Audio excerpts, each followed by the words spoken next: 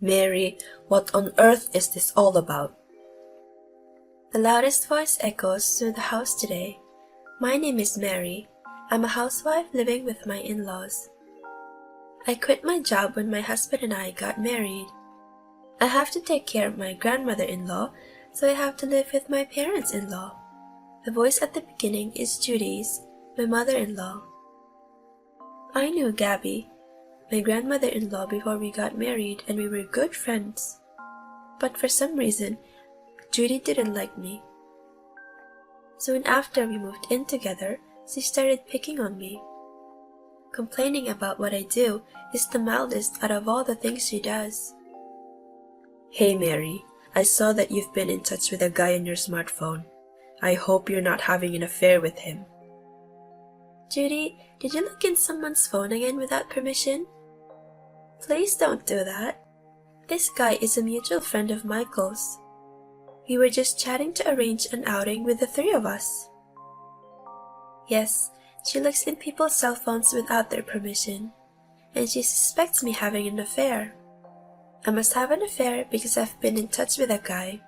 What kind of thinking is that? There were times where she didn't prepare my dinner. And when that happened, when everyone was asleep, I'd sneak out and eat. I would have talked to my husband about it, but Judy was cunning. She never did anything when my husband or father-in-law were around. I didn't want to worry my husband and make things awkward. Gabby was always there to help me out. Mary, are you okay? You can talk to me about anything. You're always taking care of me. I can't do anything for you, so I'll at least listen to what you have to say. She texted me like that. Gabby is a very energetic person who doesn't look like she's in her 80s. She was knowledgeable about computers and the internet and was well informed about trends. After my grandfather-in-law passed away, she first declined to move in with her son's family and said, I'm finally able to live alone. I'm okay on my own. That's what she said strongly. When she was young, she would ride anywhere as long as she had a motorcycle. She hated injustices, and she would bite back even if she was against a guy or someone who was a big shot. She was known to be one heck of a woman by those around her. She never bullied her daughter-in-law. And because of her personality, Judy was very careful about Gabby. Gabby was very fond of me, and when I was introduced to Michael's family, she has been a good friend to me ever since. Apparently, Judy didn't like that either. One day, we invited all the relatives to my father-in-law's 60th birthday party. I was going to meet my relatives for the first time since the wedding. Judy said, Please don't embarrass me. I understand. I will be quiet, I replied sarcastically. I thought that Judy would not do anything in front of my relatives. But that was a big mistake. I had no idea that she would do something like that to me. That night, I received this message from Gabby. Tom loves cake. Before he went to elementary school, I made him cake once. He was overjoyed and it was really cute. Tom is my father-in-law. He has a thing for cake. Whenever we're out in the car with the family and we see a cake shop, I wonder if we can stop by for a while. He would change course without even waiting for our response. Mary, why don't you try your hand at baking a cake? I'd love to. I'll make a cake for Tom's birthday celebration. Thus, I ended up making a cake as a surprise. I didn't know what Judy would say if she saw me baking a cake. I worked on it secretly when she was not around. Gabby and I were looking forward to the party. Judy saw how excited I was. What are you smiling about? Hurry up and clean the room. A snide remark from her as always. That's weird. I had already finished cleaning. And when I looked at the room, I saw that she had been scattering garbage since I cleaned it. Oh dear. But I was so excited that I didn't care about that and started to clean again. The day of the party, relatives came one after another. Tom was dressed more fashionably than usual. Thank you for coming all your way for me. He was shyly talking with his relatives. Michael was smiling at the scene. He said, I don't think I've seen him that happy in a long time. Tom looked so happy. As for Judy, she glares at me when no one else is looking. I don't know why she's so fixated on me.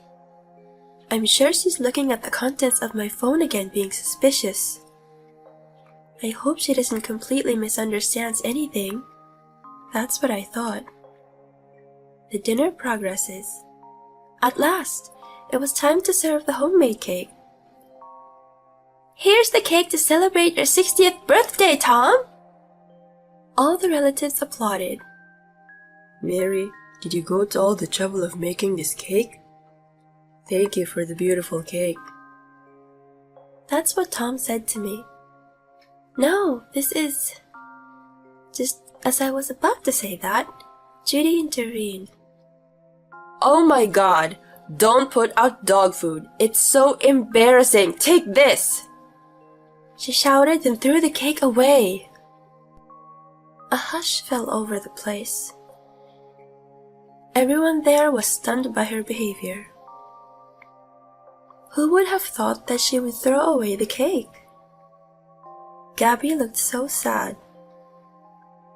This cake is a failure. She made it with a woman I don't even know. I just tasted it and it tasted weird. You'll get a stomachache if you eat something like this. My anger reached its peak. Judy, what are you doing? This is a homemade cake Gabby made for your husband.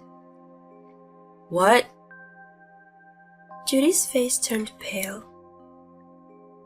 The cake I made is the tiramisu over here. I was supposed to bake this cake, but I just couldn't get it right. So Gabby made it for me on short notice. Huh? You're lying. What do you mean? It means that I made that cake you threw away. But this is from a friend of Mary's. She made it with some freakish lady whose name is Charming Kitty or something like that. That Charming Kitty is me.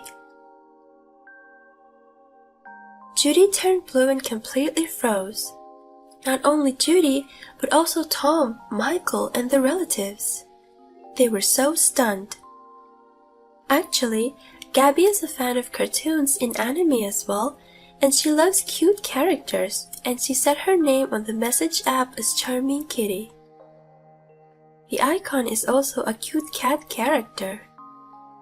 The language she uses when messaging is very modern. She also uses a lot of emojis, so Judy must have thought of her as my female friend. I knew I couldn't let this opportunity pass me by. I mean, you looked at the contents of my phone again, didn't you? Oh, no. Ignoring Judy's attempts to make excuses, I continued. You're doing silly things to Mary, who came to marry into our family? Gabby said quietly. Judy shuddered. For the first time in my life, I saw someone who was truly fearful. No. What do you mean by no?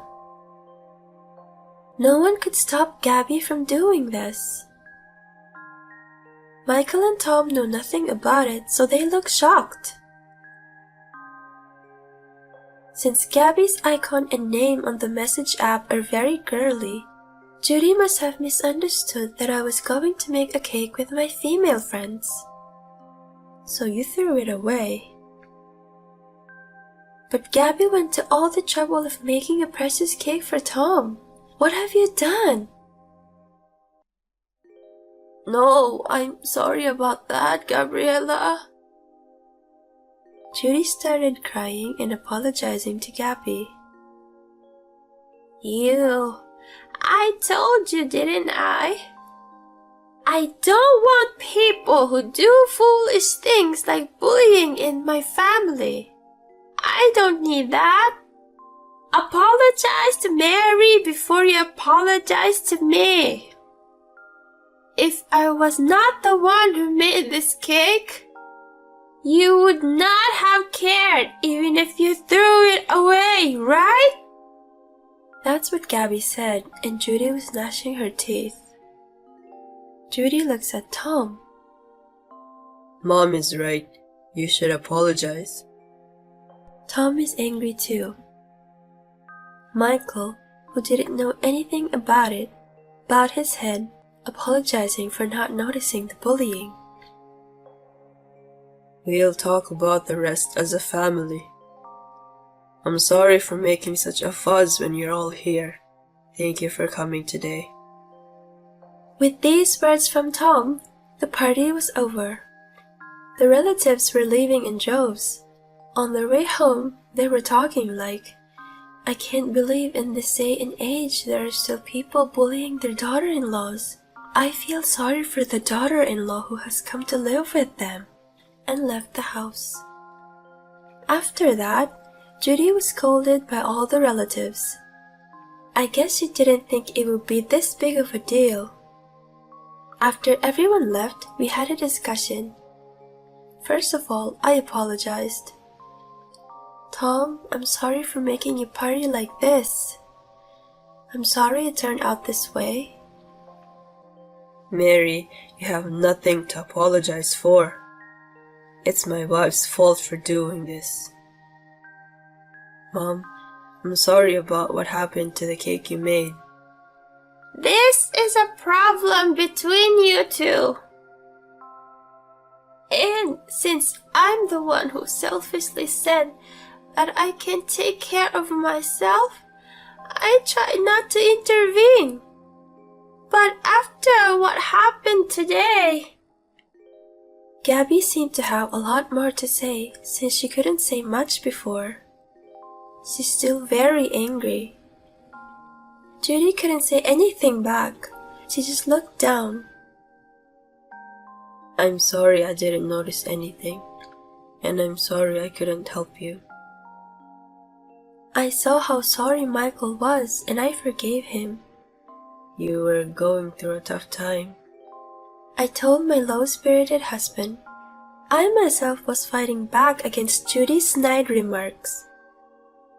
It wasn't that damaging, so let's just leave it at that. Thank you. Your grandmother has been very supportive, so I'm fine. But from now on, if you also have any problems, tell me, okay? I said, smiling. He said, of course.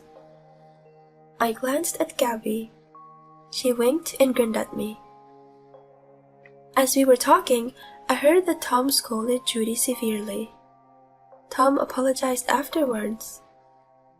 Judy was reluctant to do so, but Tom insisted that she apologize to me and said, Mary, I'm sorry for harassing you until now. From now on, I won't let you do the housework all on your own. I'll do some myself. Please forgive me. Now that she said that, I can't forgive you right away. Oh no, but I apologized. From now on, including housework, if you cooperate with me in various ways, I'll consider your apology positively. I understand. Thus, the battle between mother-in-law and daughter-in-law in my family ended with my complete victory. After that, Judy changed like a different person. She used to be a lazy person, but now she does the housework quickly and efficiently. She also started helping me take care of Gabby. Of course, my meal was always prepared too. I heard that she went to apologize to the relatives who attended the party. Gabby, Judy has changed, hasn't she? She started helping me in various ways. One day, I spoke to Judy. Judy, you've been helping me with housework and stuff. Thank you. What are you talking about? Of course. I'm really sorry for everything I've done to you. Again, I received an apology from Judy. No. We'll do things together from now on. I'm looking forward to working with you. I said, and she nodded with tears in her eyes, and we laughed together. Later, Judy apologized again to Gabby for the cake she threw away. She even asked her to make the cake again so that she could help out as well. Gabriella, could you please make a cake again for Tom? I know I ruined the party like that. I want to celebrate properly again. I see you've changed your mind. Let's make it together with Mary, this time with the three of us. I was glad to hear that and joined in. The cake we made together went very well, and Tom was very happy too. I'm so glad we were able to celebrate once again. For the first time in a long time, we were able to have a drink and enjoy conversation together as a family. There have been a lot of troublesome things since we started living together, but with the help of Gabby and Judy's change of heart, we are now able to live happily together. From now on, if something happens, I won't keep it to myself. I will talk to my husband about it. I feel like my bond with Michael has deepened because of this experience. Even if we have a new family member, I feel like we can do this with peace of mind.